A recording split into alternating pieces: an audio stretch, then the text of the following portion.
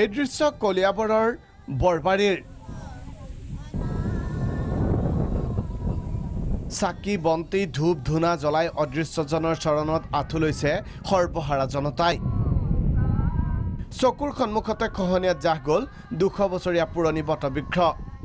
বছৰ বছৰ ধৰি পূজা সেৱা কৰি অহা গছজোপা বাগৰি পৰাত চকুলো টুকি প্ৰাৰ্থনা জনাইছে এই সকল মহিলাই বছৰীয়া গছজোপা কালি হঠাতে বাগৰি পৰিল ইয়াত খহনীয়া আজি 2-3 বছৰে হ'ল খহনীয়া খহি থকা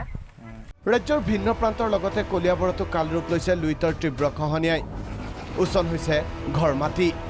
খহনীয়াত জাহ গৈছে ঘৰৰ বাৰীৰ কল তামোল সকলো কলিয়াবৰৰ বৰঘুলি আৰু ৰবৰবাৰী গাঁৱত ব্যাপক ৰূপ লৈছে খহনীয়াই উপায়বিহীন গঞাই কাষ চাপিছে ভগৱানৰ 200 বছৰীয়া পুৰণি বটবৃক্ষ বিদায় দি